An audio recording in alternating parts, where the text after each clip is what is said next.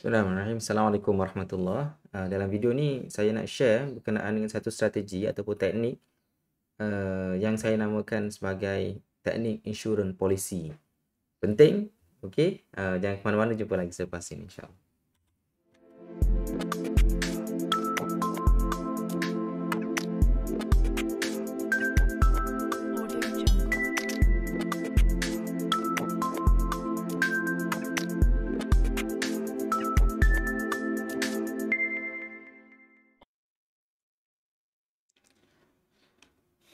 Okey, bismillahirrahmanirrahim. Pertama-tama saya minta maaf lah kepada tuan-tuan,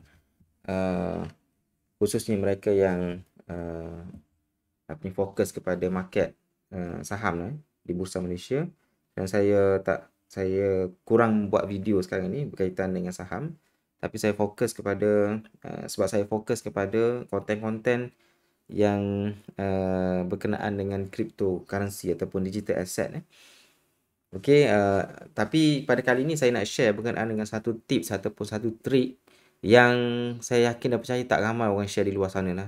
Khususnya kalau kita search dalam YouTube ataupun mana-mana platform yang percuma, tak ramai orang share tentang tips ataupun trik ini, iaitu tips dan trik di mana bila kita berhadapan dengan resistance. Okey, ni khususnya kepada mereka yang swing trader lah. Okey, bila kita berhadapan dengan resistance, whatever type of resistance dalam chart, so kita nak buat decision sama ada kita nak jual ataupun kita nak beli, ataupun kita nak hold. Okey, itu basically kita nak jual ataupun kita nak hold lah. Okey, decision itu kita sentiasa akan terfikirlah. Okey, kalau kita tengok kepada momentum semasa, kita nampak macam dia nak naik lagi. Tapi bila kita tengok previous history,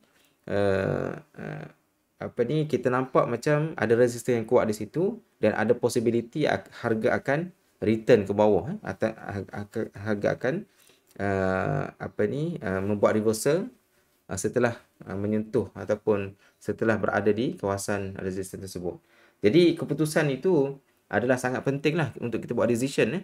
Sekiranya kita keluar awal, maka ada possibility kita akan terlepas peluang. Kalau kita tak keluar, ada possibility kita akan rugi. Okey, bila harga membuat reversal di resistance tersebut. Jadi persoalan ini bagi saya sangat penting lah untuk kita bincangkan. Cuma sebelum saya bincang lanjut berkenaan dengan topik ini, saya kira penting untuk saya buat disclaimer sebab saya akan tunjuk satu counter iaitu counter DNAX. Saya kena bagi tahu tuan-tuan, ini bukan buy call. Okey, tidak ada sebarang suggestion ataupun carangan sama ada untuk tuan-tuan semua beli ataupun jual counter ini. Okey, ini hanyalah untuk purpose education purpose saja. Saya tak sempat nak buat slide untuk disclaimer tu. So saya harap tuan-tuan tahulah bahawa ini bukan tujuan untuk buy call dan sebagainya. Alright. So jom kita bincang berkenaan dengan satu counter, iaitu counter DNAX. Okey, sebelum tu mungkin saya boleh set dulu. Sekejap. Okey, jom kita tengok counter DNAX ni. Tuan-tuan semua mungkin dah tahulah, siapa-siapa yang follow bursa, dia akan tahulah DNAX ni antara counter yang membuat pergerakan yang menarik lah sejak beberapa hari yang lepas. Cuma saya buat ilustrasi dekat sini, ilustrasi bagaimana resistance dekat sini. Tuan-tuan semua kalau kita tengok, okey, dia ada resistance yang kuat. Oh sorry, dia terkeluar saya punya draw. Saya dah hide sebenarnya saya ingat. Okey, so kita sembunyikan dulu. Okey, apa yang berlaku? Saya okey, tak apa. Now, kalau kita tengok dekat kita punya DNAX counter ni, nampak tak dia di sini ada resistance sekitar harga RM1 ini. Okey, resistance yang sangat kuat sebenarnya. Satu resistance previous resistance. Yang kedua dari segi psychological punya resistance, yang mana RM1 ni harga yang saya boleh katakan harga yang agak kuat lah. Di antara psychological level yang lain, RM1 ni antara psychological level yang paling kuat. So bila sampai level RM1, tuan-tuan boleh tengoklah kaunter-kaunter mana pun, cuba buat kajian. Kaunter-kaunter tengoklah kaunter-kaunter mana, tengok perubahan daripada harga sen kepada harga ringgit daripada harga 70 sen, 80 sen, 90 sen. Bila sampai ke level RM1, dia akan ada resistance yang kuat sebelum dia sekiranya dia lepas RM1 tu dia akan terbang. So di next ni dia ada resistance RM1. Okey, dan dia ada previous resistance iaitu di sini previous resistance yang mana dia akan menjadikan level ini sangat kuat lah. Okey. So itu yang berlaku pada 21 dan juga 24 Januari So dua kali dia try. Pada hari 21 dia try, tak lepas. 24 dia try sekali lagi, dia reject So dia reject, apa yang berlaku, harga drop dengan banyak sekali, berapa persen dia turun ni. Okey, daripada atas tu dia turun, tengok 15%. Maksudnya rejection ini ataupun resistance ini sangat kuat. Sangat kuat yang menyebabkan harga tak boleh nak lepas. Okey. So sebenarnya saya masuk lama dah counter DNAX ni. Sebab kita kena tahu lah dari segi fundamental dia, dari segi cerita di sebalik syarikat ini dan sebagainya. Okey. So saya tunjuklah saya punya portfolio sekejap. Mungkin sekejap. Okey, jom kita tengok portfolio saya. Sekejap. Okey, cuma saya tak screenshot daripada awal Saya tak screenshot daripada awal. Mungkin kita tengok dekat sini. So di next saya pernah masuk pada harga 80 sen. Banyak kali lah saya buat entry sebab saya tengok fundamental dia dan juga saya tengok kajian dari segi syarikat ni okey. So ada beberapa entry saya buat dan average price saya pada sebelum dia membuat breakout adalah dalam 80 sen. 80 sen. So sekarang ni dah menuju ke RM1. Pada at the current moment nanti kita tengok apa yang berlaku. So di next saya ada dalam 80 sen asalnya.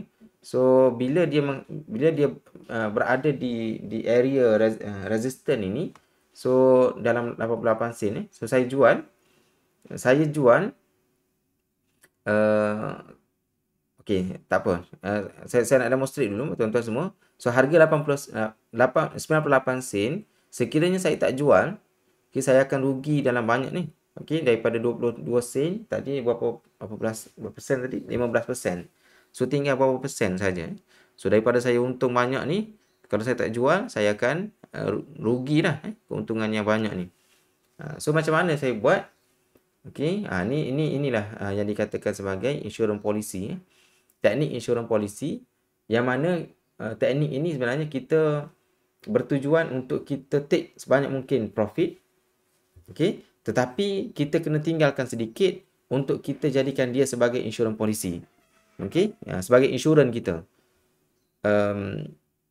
Okey, tak apa, saya tunjuk dulu tuan-tuan. So harga asal 80 sen. Jadi pada harga 99 sen saya dah untung 22%. Saya dah untung 22%. So jom kita bincang tentang teknik insurance policy ni. So apa yang berlaku tuan-tuan bila kita berhadapan dengan resistance macam ni, okey. So harga dia reject. Okey, harga dia reject. Sekejap sorry. Now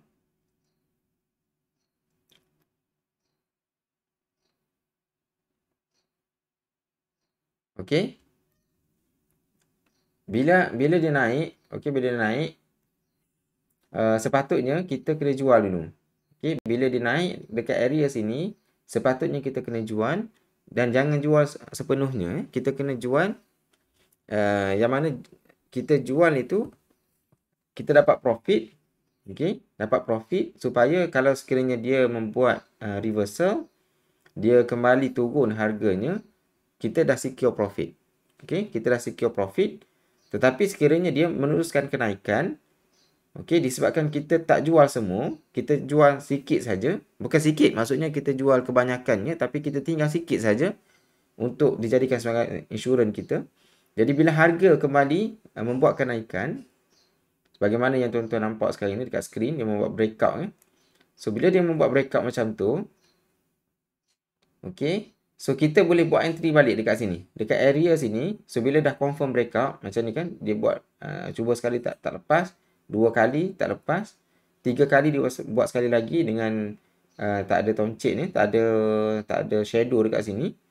Okey, so mungkin kita boleh buat entry sekali lagi dekat sini, dan kita punya insurans polisi kita akan cover kita punya kemungkinan untuk dia membuat drop, dia membuat penurunan. Okey, so harga modal kita mungkin berada di area bawah ni. Okey, area bawah ni. So sekiranya dia membuat return, dia membuat reversal dekat sini, so kita punya cut loss level kita masih lagi di bawah ini, bukan di atas. Okey, berbanding dengan kita kalau sekiranya kita jual semua sekali. Sekiranya kita jual semua sekali, kita punya pegangan waktu 98 sen tu kita jual semua sekali. So bila harga berlaku breakout, kita hanya boleh tengok saja. Okey, kita tengok saja, ataupun kita nak membuat entry balik, kita akan meletakkan diri kita dengan risiko yang lebih tinggi. Okey, saya nak explain pun tuan-tuan, tuan-tuan kena tengok baliklah. Cuba renungkan apa yang saya maksudkan. So saya ulang balik. Bila kita beli price dekat bawah ni, bila harga naik hampir menghampiri menyentuh kita punya resistance, so kita jual siap-siap dekat sini. Tapi jangan jual semua, jual hampir kesemuanya tapi tinggal sedikit. Berapa banyak tu yang kita nak tinggal, depends. Kita kena calculate lah. Kita kena tengok dari segi berapa profit yang kita dah dapat, dan berapa lagi amount yang kita perlukan untuk dijadikan insurans polisi. Dia tak ada fixed rule lah tuan-tuan. Berapa yang kita nak kena tinggal supaya dia boleh dijadikan sebagai insurans polisi kepada kita bila harga membuat breakout. Dia umpama macam kita punya insurans ataupun hibah lah dalam konsep Islam. Kita hibah kan, katakanlah hibah kita nak dapatkan 1 juta. Okey, jadi kita punya premium tu ataupun kita punya bayaran bulanan itu mungkin certain harga. Tapi kalau kita nak insurans polisi kita ataupun kita punya takaful hibah kita tu dah 2 juta. Okey, tak ada 1 juta ni, 2 juta, maka kita punya bayaran bulanan, kita punya contributions bulanan takaful hibah itu mestilah lebih tinggi kan. Jadi konsepnya sama juga. Okey, konsep yang sama juga. Sekiranya kita nak banyakkan insurans polisi kita kat sini, maksudnya kita nak lebih secure bila berlaku breakout tu, secure kita punya price tu berada di bawah ni. Okey, bila kita buat entry dekat sini, maka kita punya average price dia akan turun. Okey, so kita punya cut loss tu di bawah inilah. So selamatlah. Kalau kita cut loss pun mungkin kita keluar dengan still profit ataupun tanpa sebarang kerugian disebabkan kita ada insurans polisi tu. Jadi bila berlaku breakout kat atas ini, sekiranya dia meneruskan kenaikan, maka kita punya profit kita semakin bertambah, semakin tinggi berbanding dengan orang beli dekat area breakout ini. Okey, sebab kita ada lagi tinggal kita punya portion saham kita, walaupun sedikit, tapi dia akan menyebabkan average price. Bila kita buat re-entry balik dekat atas ni, dia akan menurunkan average price kita kat bawah. Maka bila berlaku fail breakout, kita masih lagi ada insurans polisi yang support kita dekat bawah ni supaya kita boleh membuat exit dengan keadaan kita tak rugi ataupun kerugian yang sangat minimal. Okey. So itu yang berlaku, itu yang saya buat pada counter DNAX ini. Saya dah jual sebahagian besarnya sebelum dia berlaku breakout. So bila dia breakout, saya membuat re-entry balik, saya masuk balik, dan bila saya masuk balik dengan amount yang lebih kurang sama dengan apa yang saya jual sebelum ini, maka average price saya akan turun sedikit, menyebabkan saya punya apa ni, area cut loss itu dia tak ada gap sangat, tak besar sangat, yang menyebabkan saya lebih confident lah. Okey, sekiranya dia berlaku fail breakout, dia buat return balik, saya still okey. Okey, saya boleh buat cut loss di bawah tanpa sebarang kerugian ataupun kerugian yang minima. Okey, saya harap dia teknikal sikit tuan-tuan, So tuan-tuan kena tengok balik, kena apa ni, kena cuba hayati, okey, apa yang saya cuba sampaikan, So saya tunjuk saya punya portfolio tuan-tuan. Asalnya daripada harga 98 sen, saya dah untung 22%. So saya pun keluarlah. Okey, bila saya keluar, okey, ini saya screenshot dalam 2-3 hari lepas ataupun 2 hari lepas. Bila saya keluar, saya punya position ini ataupun saya punya quantity in hand ni sedikit je. Okey, menyebabkan saya punya unrealized profit ni dia naik dengan tinggi. Okey, 28.59%. Okey, tapi sikit je ada amount kat sini. Sebab saya masih lagi tak buat entry.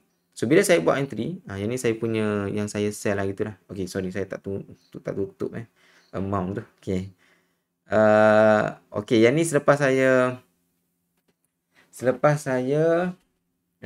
jual, jadi quantity in hand ada 900 unit saja ataupun 900 unit ke lot ni 900 unit lah okey. Okey, so tengok dia punya profit ni 28.59%. Okey. So bila saya buat re-entry balik, nampak tak?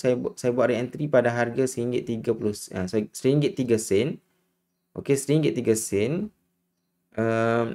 Bila saya buat entry je, okey, saya masih positif 1.88%, sebab dia yang ni bersifat sebagai buffer ataupun saya punya insurance policy lah.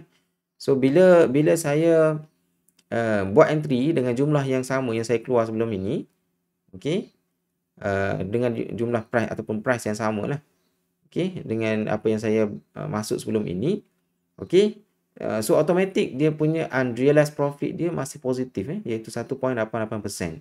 Ya, jadi inilah insurance polisinya. Okey, sekiranya harga membuat pullback, so saya masih ada lagi 1.88% untuk saya buffer. Okey, dan saya punya cut loss level itu mungkin di bawah RM1. Okey, sekiranya berlaku betul-betul berlaku reversal, maka saya masih lagi mempunyai apa ni, buffer lah untuk saya maksudnya untuk saya consider untuk saya jual bila dia sentuh saya punya cut loss punya level. Okey, dia teknikal sikit tuan-tuan. Kalau kita tengok sekarang ni, yang ni RM1.03 kan? RM1.03. Kalau kita tengok sekarang ni, price sekarang ni, harga dah naik RM1.07. RM1.07. Okey. Sebab saya punya average price saya dah jadi berapa tadi? Sekejap. Okey. Okeylah. So saya punya average price tu bawah lagi, bukan RM1.03. Okey, so saya kira itu sahaja perkongsian saya pada kali ini. Saya minta maaf lah sebab mungkin saya punya preparation ini saya tak sempat sebab sekarang ni saya agak busy. Okey, dan sekarang ni pun saya nak keluar. Saya tak sempat nak buat prepare slide properly explain kepada tuan-tuan. Saya harap tuan-tuan dapatlah message apa yang saya nak sampaikan. Wallahualam, saya minta maaf sekiranya ada sebarang ralat dan sebagainya. Sebagaimana saya sebut, saya sekarang ni tengah fokus tentang kripto ataupun digital asset. Sekiranya siapa yang nak belajar ataupun mungkin nak mendalami tentang ilmu ini, mungkin tuan-tuan boleh tengok dalam ruangan description. Okey, ada huraian di bawah macam mana cara untuk kita ni bersama. Dan saham still lagi kita fokus. Okey, jangan kita lupakan kita punya saham. Alright, wallahualam. Terima kasih tuan-tuan. Assalamualaikum warahmatullahi wabarakatuh. Jumpa lagi.